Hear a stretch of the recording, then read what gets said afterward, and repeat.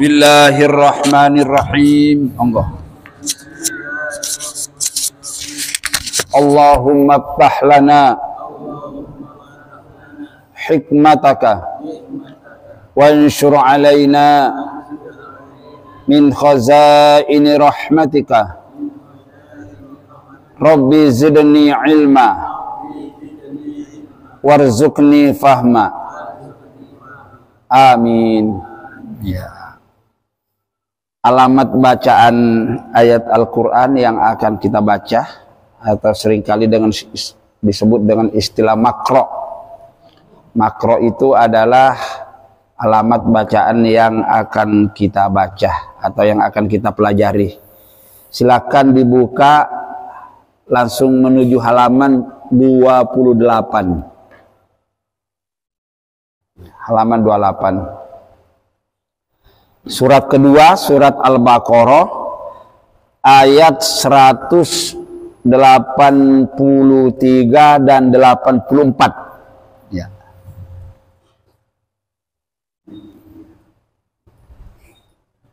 Gih, ketemu. Baris kedua dari atas. Baris kedua dari atas. Ya ayyuhalladzina amanu kutiba alaikum ya. Jadi bapak-bapak sekalian yang dirahmati Allah, kalau ada orang bertanya bagaimana cara berpuasa yang benar, bagaimana cara berpuasa yang baik, maka jawabannya silakan periksa tuntunan Allah dalam Quran surat Al-Baqarah, dimulai dari ayat 183 sampai 187. Jadi 1, 2, 3, 4, 5. Ada 6 ayat ya. Ada 6 ayat secara berurutan yang menjelaskan tentang tata cara atau kaifiat atau kiat-kiat melaksanakan ibadah puasa secara baik dan benar. Baik, sebelum kita kaji apa firman Allah yang terdapat di dalam surat yang akan kita baca ini, untuk memperoleh pahala bacaannya terlebih dahulu mari kita tartil, kita baca dengan baik satu kali, supaya di samping dapat ilmunya kita juga dapat mendapatkan pahala bacaan Al-Quran yang memang sangat luar biasa. Baik. A'udzu billahi minasy syaithanir rajim. Monggo. A'udzu billahi minasy syaithanir rajim. Bismillahirrahmanirrahim.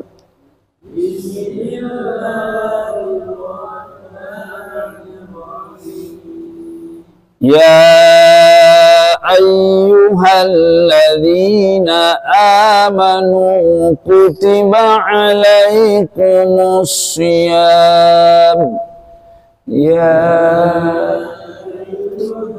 ayyuhalladzina amanu kutiba alaikumus syiyam.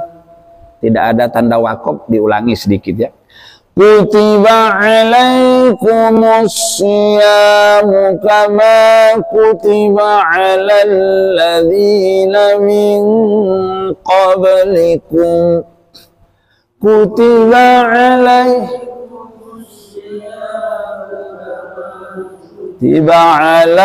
ladzina min qablikum.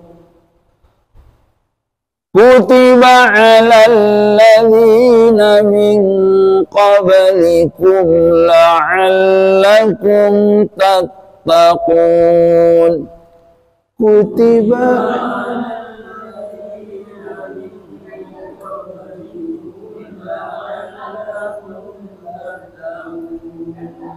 ayyaman ma'dudat.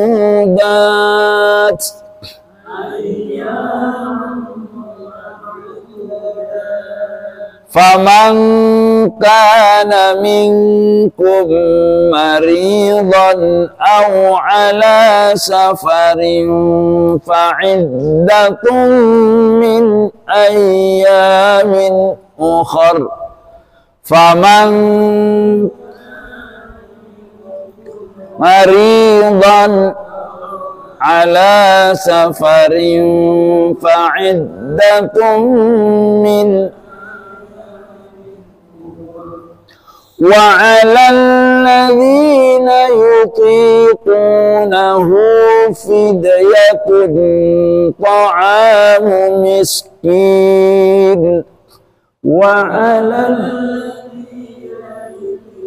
yutiqunahu fidyatun ta'amu miskin faman tatawwa'a khairan fahuwa khairul lah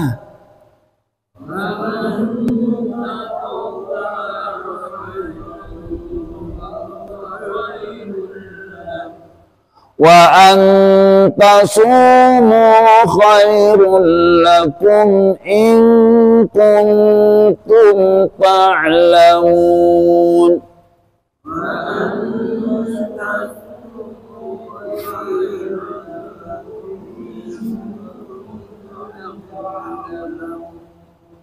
Sadaqallahul azim.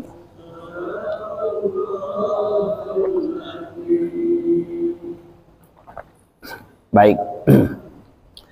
Insyaallah ayat-ayat yang kita baca, baik yang membaca maupun yang mendengarkan, telah mendapatkan pahala yang luar biasa dan kekal pahalanya di sisi Allah Subhanahu wa taala.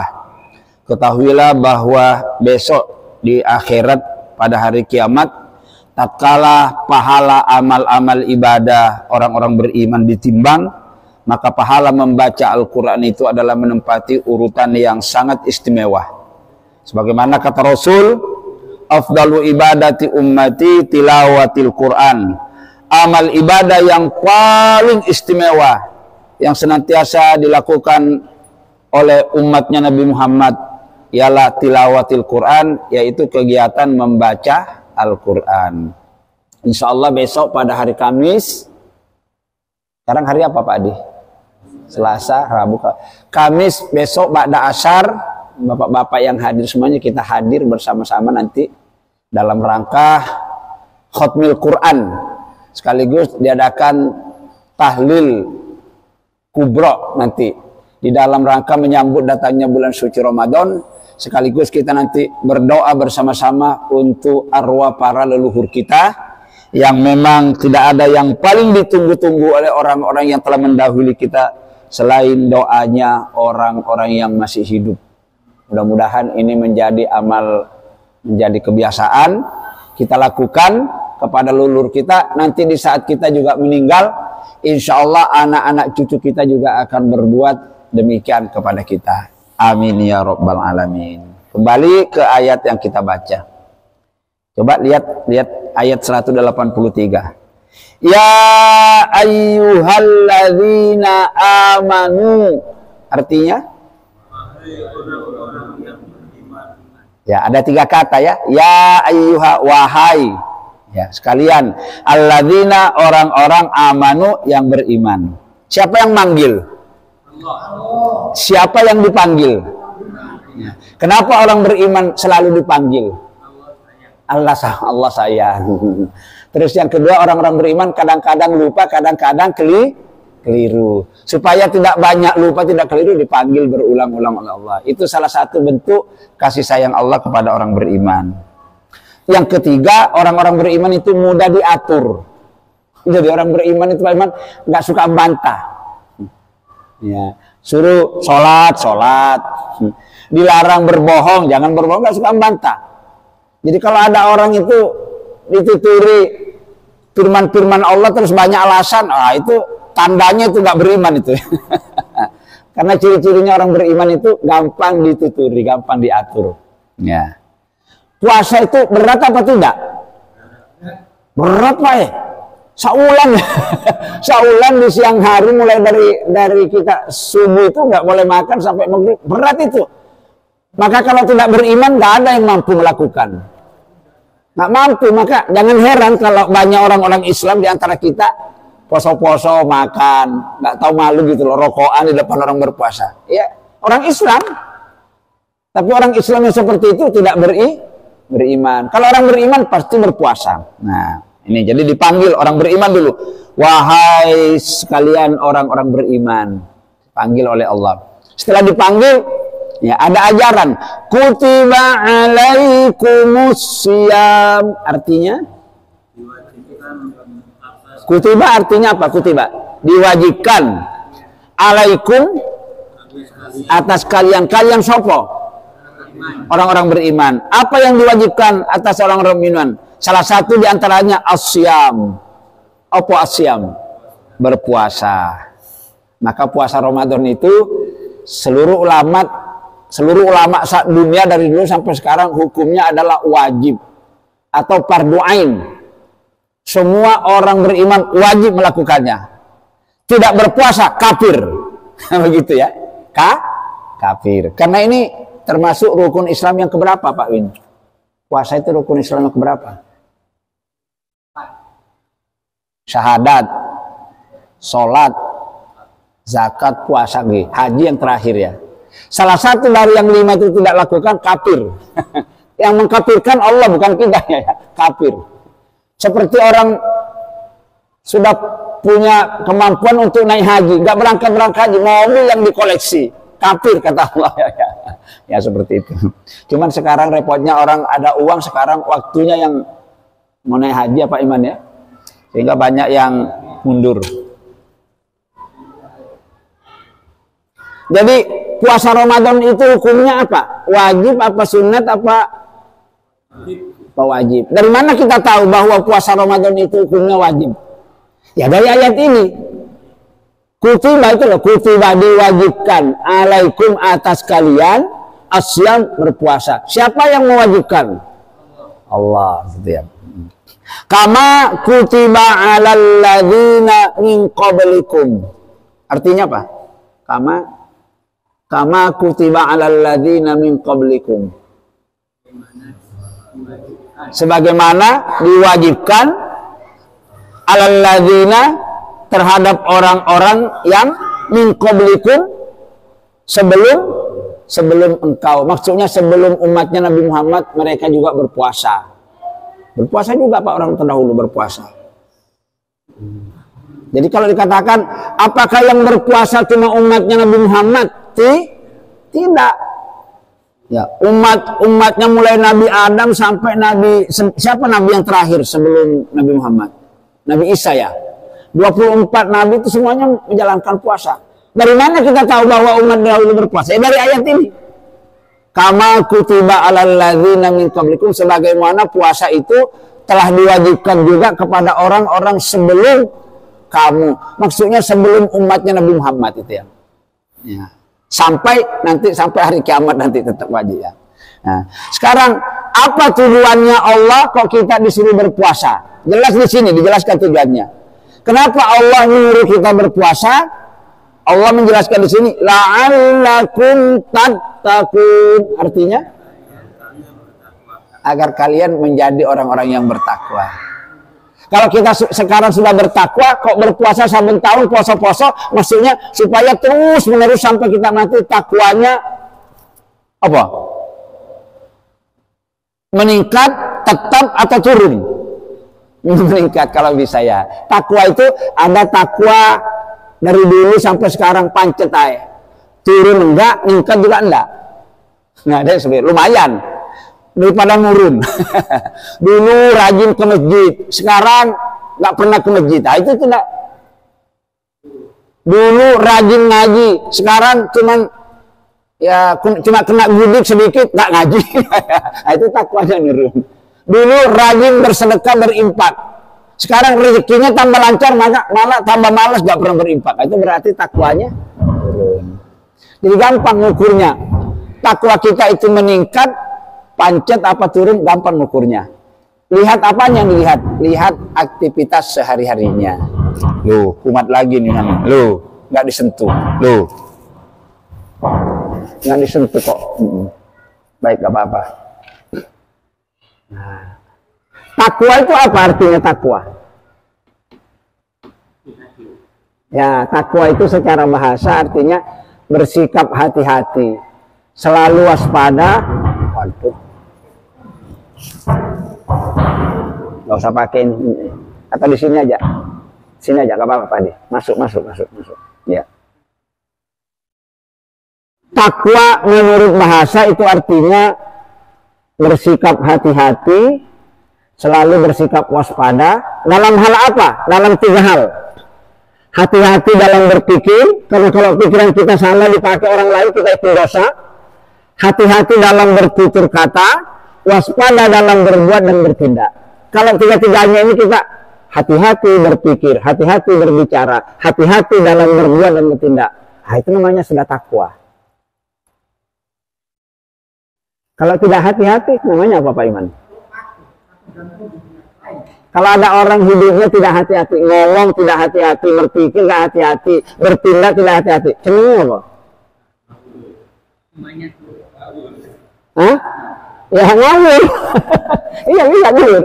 Ceroboh, sembrono, asal-asalan, ya. Ceroboh Maduro, salah kolakona. Enggak ngurus itu mau bener apa enggak, ibadahnya bener apa salah, enggak ngurus, pokoknya tak lakoni ya gitu ya. Itu namanya enggak takwa orang itu. Orang takwa itu berhati-hati.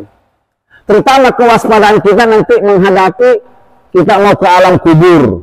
Bagaimana persiapan kita nanti di alam kubur itu ya. Di alam kubur itu di sana ada siksa, ada bahagia.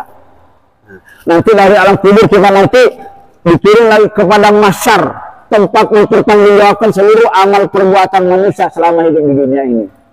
Jangan-jangan nanti kita matinya lebih banyak dosanya daripada amal pahalanya. Nah, orang yang berhati-hati selalu hati-hati.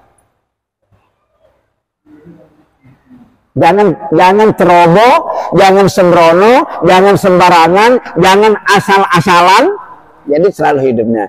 Orang berpuasa itu tujuannya la'allakum tattaqun. Jadi kalau ada orang saben tahun berpuasa Ramadan, masih puasa Senin Kamis lagi, saya puasa Daud lagi, tapi tetap nggak hati-hati dalam bertindak, berbicara dan berpikir, itu berarti puasanya nggak kena, nggak dapat tujuan puasanya, nggak dapat. Nah itu, oke, jelas. Sampai paham sampai di sini ya. Jadi yang pertama,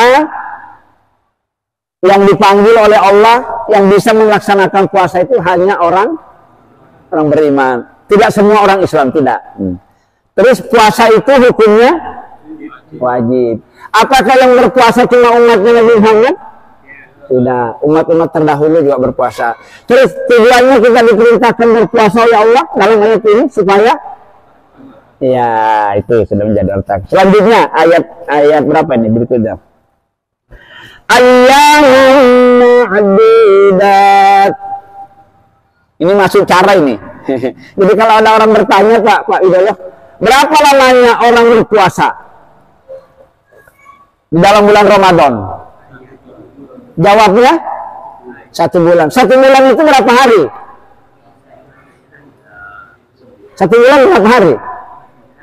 Ada kalanya 29 hari, ada kalanya 30 hari. Rasulullah sepanjang hayatnya berpuasa itu cuma 1 kali aja. Rasul itu puasanya 30 hari, kebanyakan 29 hari sepanjang hayatnya. Ada pemahaman yang keliru, kalau puasanya cuma 29 katanya nggak cukup Pak Iman, sehingga habis lebaran tambah ini. Nah ini ngawur ki. Ada kini di sekitar kampung kita di sini ada Pak ya, agak marak situ ya. Saya dicerita, sampai puasa apa nih? Puasa kodok. Loh, kok puasa kodok setelah ini? Ya soalnya puasanya cuma 29 hari, nggak cukup kita kalau. Nah ini kalau nggak pernah ngaji kayak gini jadinya. Padahal yang namanya 1 bulan itu enggak 29 hari, 30 hari. Makanya kita kadang-kadang di Indonesia Muhammadiyah di CI, orang NU belakangan, kadang-kadang orang NU duluan, Muhammadiyah belakangan, nggak kompak. Ya. Kenapa nggak kompak? Ya memang dasarnya hadis begitu. Kalau Muhammadiyah itu lebih mengedepankan hisabnya dikedepankan, tapi bukan berarti ru'ya tidak penting. Kalau sebaliknya orang ilmu mendahulukan ru'yanya, ya, hisabnya nomor 2. Itu aja perbedaannya. Salah nggak orang kalau berpuasa 29 hari? Dua-duanya benar. Urusan nanti siapa yang paling benar nanti lah di hadapan Allah kita ya. Karena memang rilisnya begitu. Ya. Berpuasalah kamu, kata Nabi, kalau memulai puasa. Kapan puasa itu dimulai? Nabi menjelaskan, berpuasalah kamu karena melihat bulan hilal. Bulan hilal itu kan tanggal 1 Ramadan itu. Saya biasanya bentuknya kayak apa gini loh, setengah, kayak sabit ya, kayak sabit, bulan sabit ya. Kalau sudah kelihatan itu, berpuasa Nabi. Ya. Selanjutnya, barang siapa yang tidak bisa melihat bulan hilal tanggal 1 Ramadan, mungkin karena terlindungi dengan awan yang mendung, sehingga bulannya tidak kelihatan, tidak mampu orang walaupun diceroknya nggak kelihatan, kata Nabi, kalau tidak mampu melihat tanggal 1 Ramadan, cukupkan bilangan bulan Sya'ban menjadi 30. Nah, disitulah cukupkan bilangan itu hisab. Ya, berpuasalah kamu karena melihat bulan hilal, ru'ya namanya. Maka dalam menentukan bulan suci Ramadan itu ada dua dalil yang digunakan oleh orang-orang pintar ulama kita. Dalam hal ini dikoordinatori oleh Menteri Agama, bekerja sama dengan Majelis Ulama Indonesia untuk menentukan 1 Ramadan dengan 1 Syawal itu biasanya melalui sidang pemerintah di bawah naungan Departemen Agama. Ya, supaya umat Islam itu bisa kompak. Tapi walaupun begitu ada juga yang nggak mau kompak. Ya nggak apa-apa, urusan keyakinan. Pemerintah juga nggak boleh maksa. Nah, karena urusan keyakinan. Jadi itu. Jadi berapa di sini dijelaskan ayyaman ma'dudat. Artinya apa? Ayyaman ma'dudat artinya beberapa hari yang ditentukan, beberapa hari yang tertentu. Beberapa hari yang tertentu di sini kalau dibuka penjelasannya tafsirnya tadi itu 29 hari atau 10 hari. Kalau dalam hitungan kita namanya satu bulan. Jelas ya? Ini tentang waktunya. Kalau ada orang berpuasa Pak Rolo, awal Ramadan puasa, nanti pertengahan Ramadan puasa nih, akhir Ramadan tanggal 29 tapi puasa nih. Terus ngomong pas aku saulan, soalnya aku di awal puasa, di tengah puasa, di akhirnya saulan.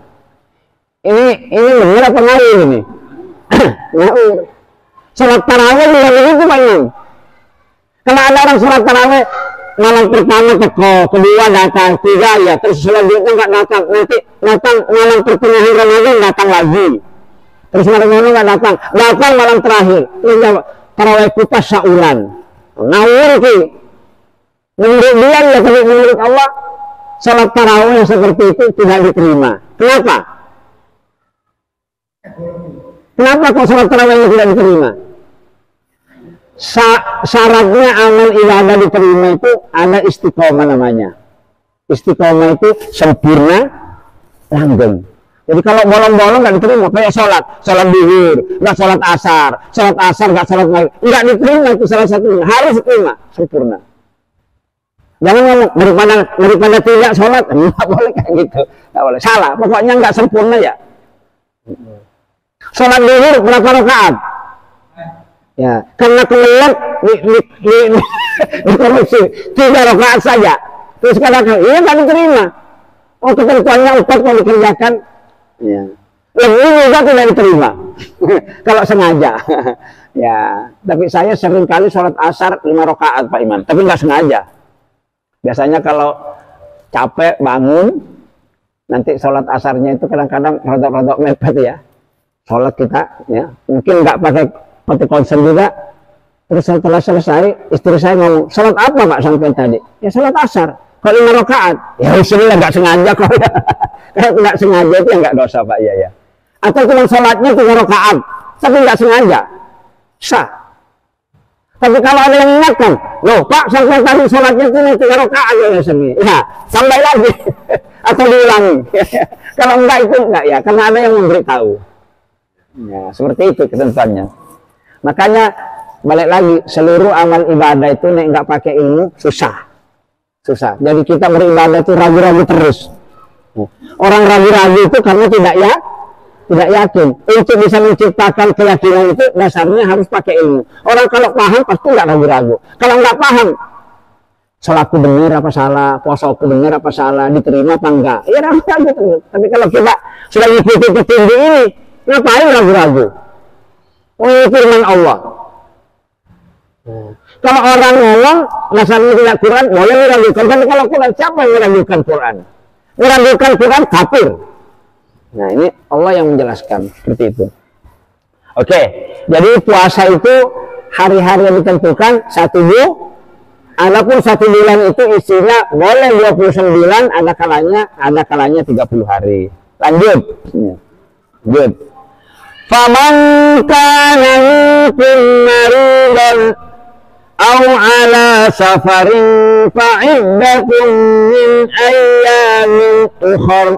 Faman kana minkum artinya apa?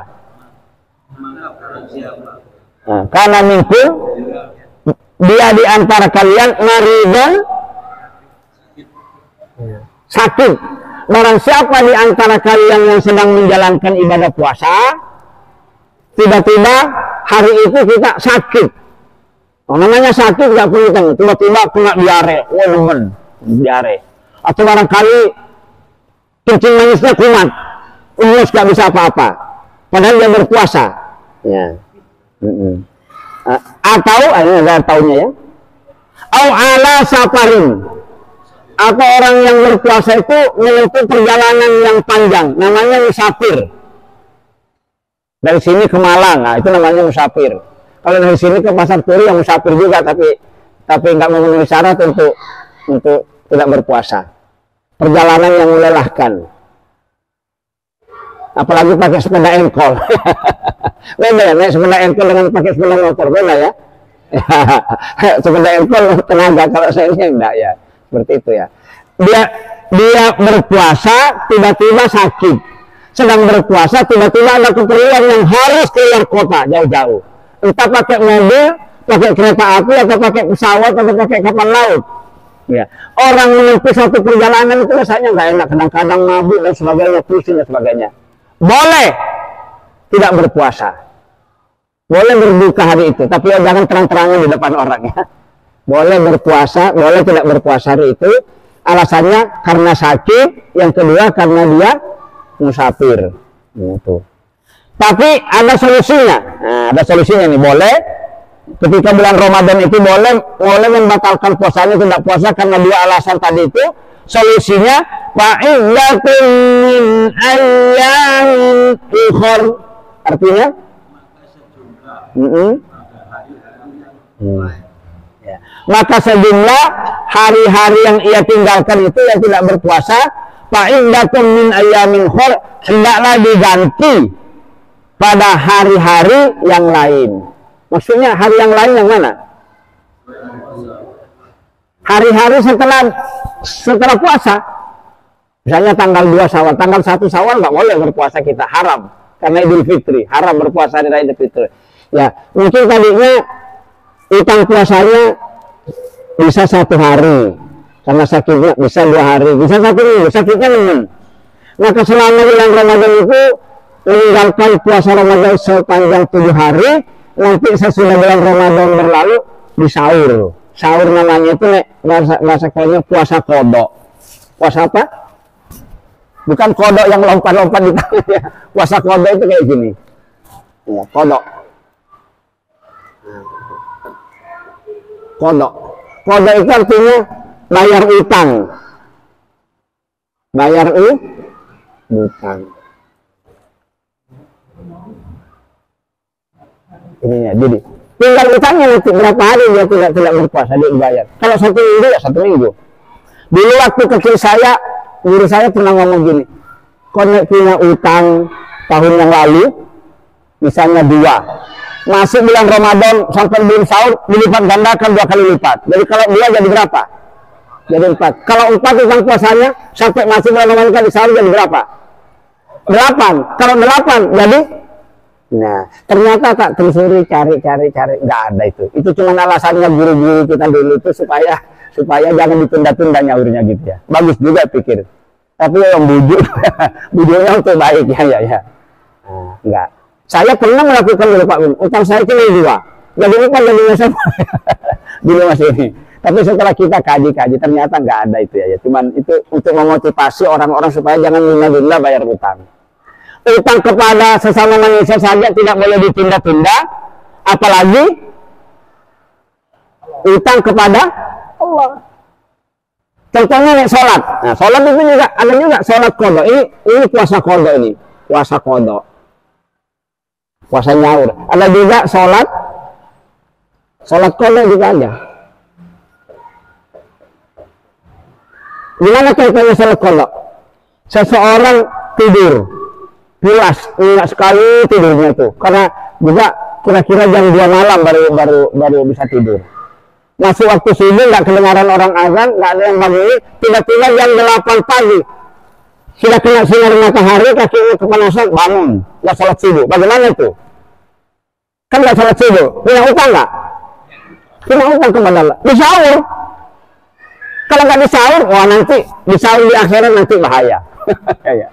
Kalau nggak disaur waktu di dunia nanti di akhirat disaur. Puasanya juga disaur, tapi nanti dikait tangan duri. Air yang mendidih yang diinginkan, itu dikatakan di Quran seperti itu. Sama nih, sholatnya ini nanti kalau nggak banyak utang sholatnya di hadapan Allah nggak disaur, besok diganti waktu di akhirat nanti air yang dipakai berwudu itu air mendidih. Ya. Karpetnya nanti diganti karpet dari besi. Kalau sudut otaknya mendidih. Gara-gara apa? Gara-gara terlalu berani banyak meremehkan sholat, terus sholat yang ditinggalkan nggak dikodok. Tapi jangan nanti, jangan sengaja. Kalau sengaja sudah dosa. Kata Nabi, siapa orang yang siapa orang yang meninggalkan suatu sholat? Pertama karena terlupa, benar-benar lupa, bukan pura-pura lupa.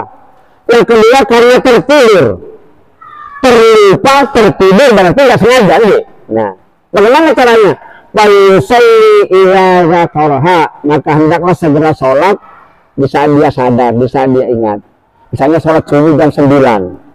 Jangan pakai ngobrol di sana tadi, kosek nggak sholat itu, jangan. Tamunya suruh duduk dulu, aku mau sholat. Sholat apa Pak? Sholat qadha. Aku terlambat tidurnya. Ini nggak isi.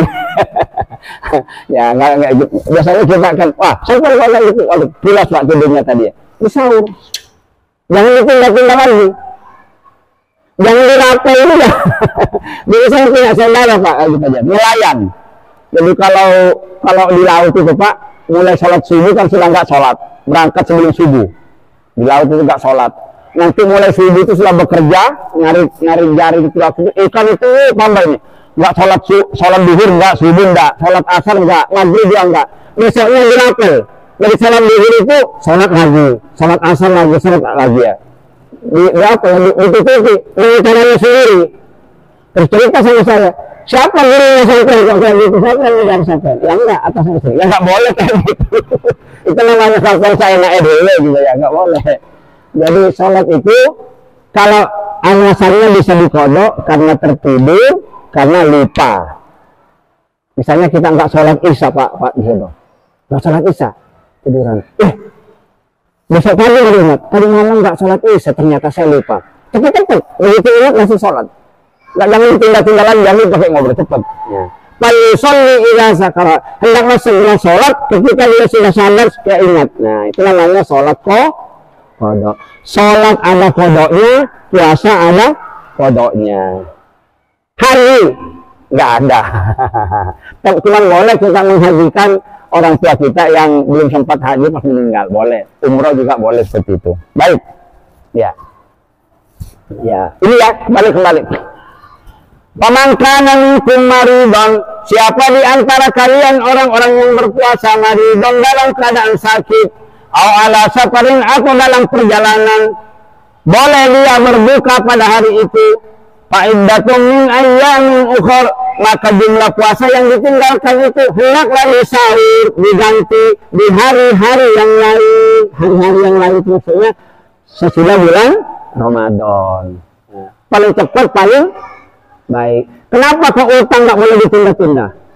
Harus disegerakan, baik utang kepada sama manusia, utang kepada Allah apalagi. Kenapa Pak? Nah itu. Tidak boleh sholat ditunda-tunda, tidak boleh utang ditunda-tunda, Karena mati itu tidak ada yang tahu kita kapan matinya. Mati itu kalau datang ya tiba-tiba mendadak. Lalu utamanya banyak utang sholatnya, banyak utang puasanya, tiba-tiba mati. Maka paling cepat segera. Begitu selesai bulan Syawal, tanggal 1 Syawal, kalau bisa itu seminggu lah kira-kira. Karena kalau hari kedua, ketiga itu kita masih yang nggak enak, ada orang datang ke rumah kita puasa itu ya nggak menghargai tamu ya. Nantilah lebaran ketiga 1 minggu seperti itu ya. Itu ya. Oke. Wa 'alal ladzina yutiqunahu, artinya wa 'alal ladzina yutiqunahu. Artinya apa? Wa 'alal ladzina yutiqunahu fidyatun. Artinya apa? Wa 'alal ladzina yutiqunahu fidyatun ta'am miskin. Artinya wa 'alal ladzina, dan wajib atas orang-orang yutiqunahu, mereka yang berat menjalankannya. Mereka berat menjalankannya. Menjalankan apa maksudnya? Puasa. Terhadap orang-orang yang berat untuk melaksanakan puasa. Beratnya itu kenapa kok berat? Nah, ya. Yutiqunahu ini, yutiqunahu.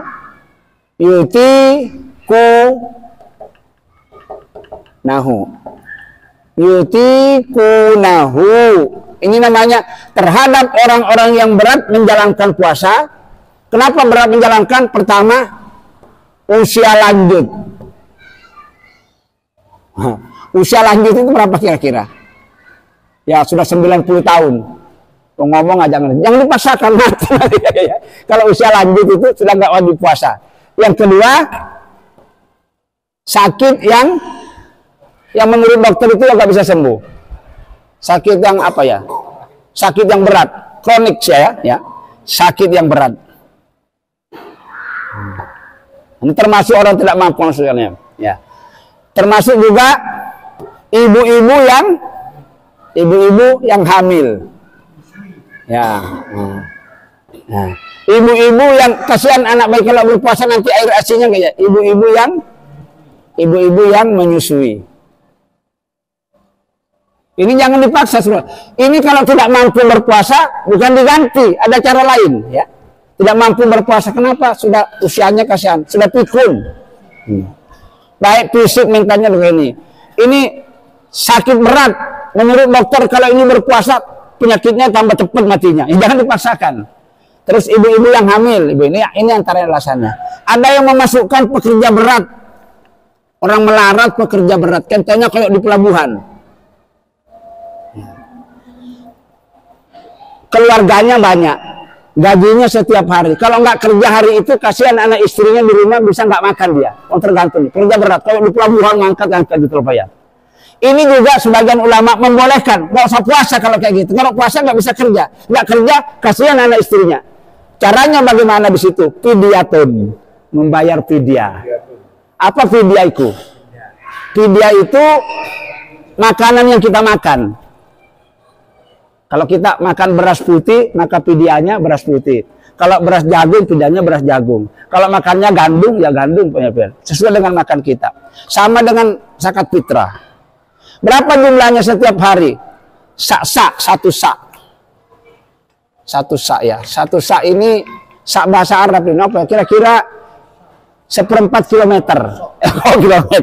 Kilogram. Kurang lebih gitu ya, nama satu sak itu gitu ya. Satu sak diberikan kepada fakir miskin. Ya, itu ada. To'amu miskin ya, diberikan kepada fakir miskin. Maka biasanya di sini orang itu biasanya bayar zakat fitrah sekaligus bayar fidyah.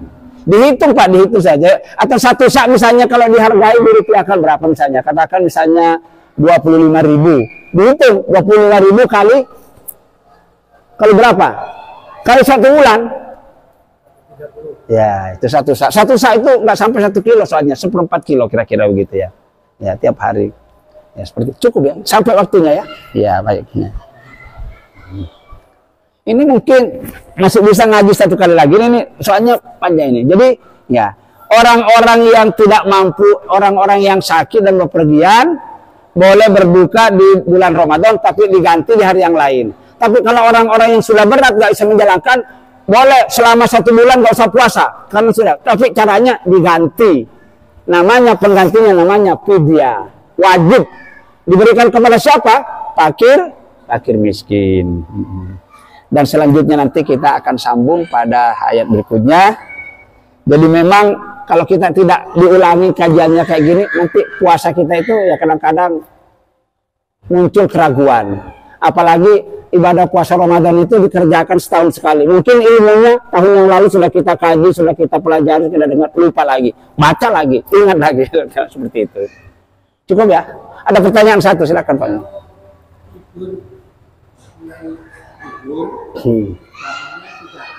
Ya.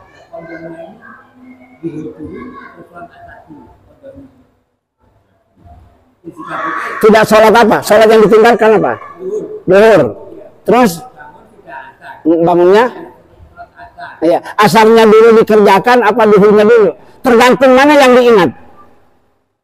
Kalau sampai langsung bangun, aku nggak sholat duhur tadi, sholat duhur dulu. Jangan asarnya dulu, jangan duhurnya dulu yang ditinggal. Tapi kalau sampai sudah terlanjur sholat asar, aku tadi nggak sholat duhur, ya nggak apa-apa duhurnya mereka. Tergantung ingatnya, sadarnya itu loh tadi. Ya, nggak boleh sholat duhur apa sholat asar dulu sholat duhur. Padahal sampai sudah diingatkan oleh Allah kok nggak sholat duhur ya, sholat duhurnya dulu. Seperti itu ya Pak ya. Ya, baik, mudah-mudahan Allah Subhanahu wa taala selalu membimbing kita ke jalan yang benar. Semua amal ibadah yang kita persembahkan kepadanya, baik sholat kita, puasa kita, ibadah-ibadah harta kita, semuanya kalau dasarnya pakai ilmu, insya Allah syaratnya amal ibadah akan diterima oleh Allah adalah harus pakai ilmu. Maka kalau orang beribadah tanpa ilmu, dikhawatirkan amal ibadahnya tertolak alias tidak diterima oleh Allah Subhanahu wa taala. Itu yang kita khawatirkan. Makanya ngaji itu penting. Terima kasih atas kebersamaan dan perhatian Bapak-bapak sekalian. Mohon maaf bila ada hal yang kurang. Untuk sempurnanya majelis kita ini, kita tutup bersama-sama dengan membaca doa kifaratul majelis. Bismillahirrahmanirrahim. Subhanakallahumma wa bihamdika asyhadu an la ilaha illa anta astaghfiruka wa atubu ilaik. Walhamdulillahi rabbil alamin. Assalamualaikum warahmatullahi wabarakatuh.